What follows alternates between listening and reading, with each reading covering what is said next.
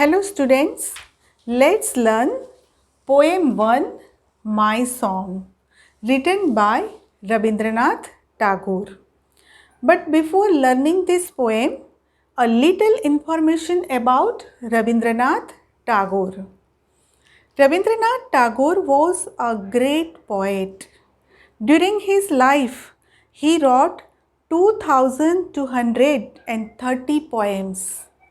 He was not just a poet, he was a novelist, short story writer, artist, musician, composer, painter.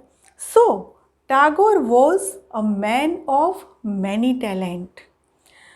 The matter of proud is that Tagore wrote a national anthem of our country, Jana Gana Mana. And the most proud matter is that he wrote Gitanjali, a collection of poems, and for that he got the Nobel Prize in Literature. અને students તમે કદાચ આ વાત તો નહીં જાણતા હો, બહુ રસપ્રદ વાત છે કે પેલું લોકગીત છે ને, મારું મન મોર બની થનગાટ કરે, મોર બની થનગાટ કરે, એકચ્યુઅલી એ ગીતના રચયિતા ટાગોર છે. બંગાળી ભાષામાં આ ગીત રચાયું હતું. જ્યારે આપણા કવિ શ્રી મેઘાણી કલકત્તા ગયા ત્યારે તેમણે રવિન્દ્રનાથ ટાગોરના મુખેથી આ ગીત સાંભળ્યું, એમના હૈયે વસી ગયું. પણ ટાગોરના મૃત્યુ બાદ કવિ શ્રી મેઘાણીએ એ ગીતનો ભાવાનુવાદ કર્યો અને એ ગીતને પ્રથમ સ્વર શ્રી હેમુ ગઢવીએ આપ્યો. ત્યારબાદ તો ઘણા બધા કલાકારોએ આ ગીતને સ્વર આપ્યો છે અને આઈ થિંક રામલીલામાં પણ આ ગીત છે. તો આ ટાગોરના વ્યક્તિત્વને જાણવા માટે ટાઈમ ખૂટી પડે, આપણો સમય ખૂટી પડે, એટલું બધું ટાગોર વિશે એમનું બહુમુખી પ્રતિભા ધરાવતું વ્યક્તિત્વ છે. તો આપણે લકી છીએ કે એમની કવિતા આપણા કોર્સમાં ફર્સ્ટ છે. So let's learn my song. હા students, just take textbook, notebook, a pen while watching this video. First stanza. This song of mine, મારું ગીત, this song of mine will wind its music around you, my child, like the fond arms of love. કવિ કહે છે કે મારું ગીત શું કરશે? મારું ગીત વાઇન્ડ ઇટ્સ મ્યુઝિક, સંગીત એનું ફેલાવશે. અરાઉન્ડ યુ, તું એકલો હોઈશ ને, તને જરાય એકલું નહીં લાગવા દે. અહીંયા કવિએ એક પેરેન્ટ્સ, એક પિતા, માતા ને પિતા બંનેનો દીકરા પ્રત્યેનો પ્રેમ દર્શાવ્યો છે, કાળજી દર્શાવી છે. એટલે જ કહે છે કે this song of mine will wind its music around you my child. કેવી રીતે? કેવી રીતે તારી આજુબાજુ સંગીત ફરશે મારું? તો કે છે કે like the found arms of લવ, હેત ભર્યા, સ્નેહ ભર્યા, પ્રેમ ભર્યા હેતાળ હાથથી ભેટીને મારું ગીત તારી આસપાસ જ ફેલાયેલું રહેશે. Second stanza. This song of mine will touch your forehead. આ મારું ગીત છે ને એ ટચ યોર ફોરહેડ, તારા કપાળને ટચ કરશે. Like A kiss of blessing. Students, આપણા કપાળને, માથાને બે જ કારણસર ટચ થાય છે. એક તો આશીર્વાદ આપવા માટે, સેકન્ડ તમારું ટેમ્પરેચર માપવા માટે. અને આ બે કામ કરનાર પણ બે જ વ્યક્તિ છે આ દુનિયામાં, મધર એન્ડ ફાધર.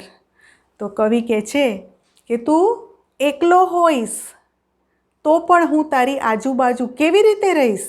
તો કે my song will touch your forehead like A kiss of blessing. આશીર્વાદ રૂપી ચુંબન તને આપશે, તને ક્યારેય એકલું લાગવા દેશે નહીં. Next stanza. When you are alone, it will sit by your side and whisper in your ears. કવિ કેવું સરસ કહે છે કે મારા દીકરા, વેન યુ આર એલોન, તું એકલો હોઈશ ને, it will sit by your side, તારી બાજુમાં આવીને બેસી જશે મારું ગીત, and whisper in your ear, whisper એટલે કાનમાં કહેવું, ગણગણવું, કંઈક તારા કાનમાં આવીને કહેશે, તને એકલું લાગવા દેશે નહીં. Next stanza. હવે પોએટે કીધું કે તું એકલો હોઈશ ત્યારે મારું ગીત તારી બાજુમાં આવીને બેસી જશે, તારા કાનમાં કંઈક ગણગણશે, તને કહેશે. તો હવે કહે છે કે when you are in crowd, તું જ્યારે ટોળામાં હોઈશ, it will fence you about with aloofness. હવે કવિ કહે છે કે તું ટોળામાં હોઈશ ને ત્યારે ઇટ વિલ ફેન્સ. ફેન્સ એટલે આમ તો વાડ, દિવાલ, ખેતરના રક્ષણ માટે, કોઈ બાગના રક્ષણ માટે વાડ ઊભી કરે છે ને, એમ કવિ કહે છે કે મારું ગીત છે ને, ઇટ વિલ ફેન્સ યુ, તારું રક્ષણ કરશે, અબાઉટ વિથ એલુફનેસ, આ બધાથી તને અલિપ્ત રાખશે. આગળ નેક્સ્ટ સ્ટાન્ઝામાં કવિ કહે છે કે my song will B like A pair of wings, મારું ગીત શું બનશે? પેર of wings to your dream, તારા સપનાને પાંખો આપશે. કવિની કલ્પના જુઓ, પોતાના દીકરાને કહે છે કે તને ક્યારેય એકલું નહીં લાગવા દે, મારું ગીત, મારું સંગીત તારી આજુબાજુ ફેલાયેલું જ રહેશે. તો કવિ કહે છે કે my song will be a pair of wings, pair એટલે જોડી, વિંગ્સ એટલે પાંખ, pair of wings to your dream, તારા સપનાને સાકાર કરવા માટે. Right. Next stanza. It will transport your heart, તારા હૃદયને લઈ જશે ક્યાં? To the verge of the unknown, અજ્ઞાત સીમાઓ સુધી લઈ જશે મારું ગીત. It will transport your heart to the verge of unknown, verge એટલે સીમા, સરહદ. હવે નેક્સ્ટ સ્ટાન્ઝામાં કવિ શું કહે છે? It will be the faithful star overhead, મારું ગીત એ it will be the faithful star overhead, એક વફાદાર તારો બનીને રહેશે. When dark night is over your road, તારા રસ્તામાં જ્યારે તકલીફો આવશે ને, ત્યારે તારા રસ્તામાં જ્યારે અંધારું છવાયેલું હશે, ત્યારે મારું ગીત એ તારા રૂપે ટમટમ કરીને પણ તને પ્રકાશ આપશે.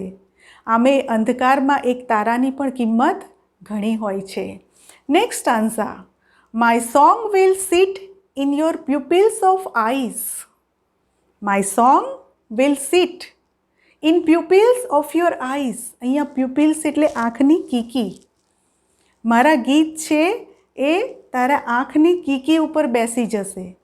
આમ પણ આંખની ઉપર કંઈ પણ આપણે લગાડીએ તો એના થકી જ આપણને દેખાતું હોય છે.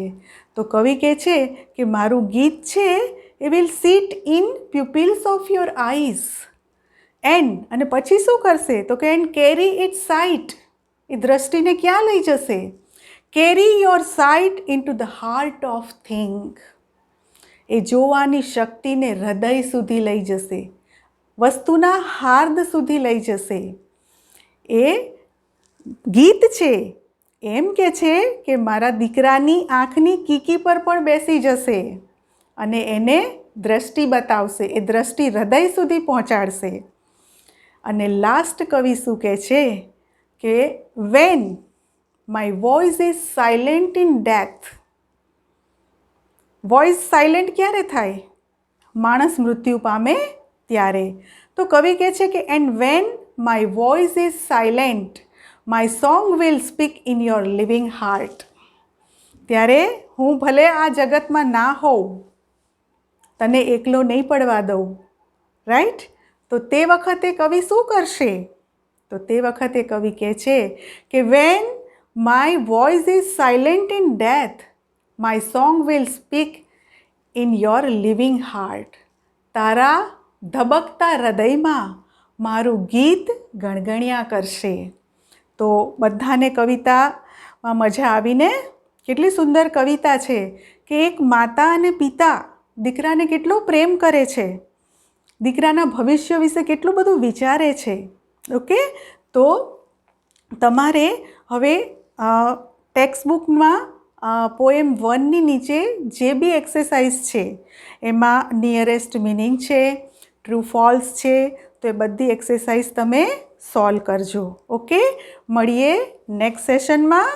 લાઈક, શેર, સબસ્ક્રાઈબ, પ્રેસ બેલ.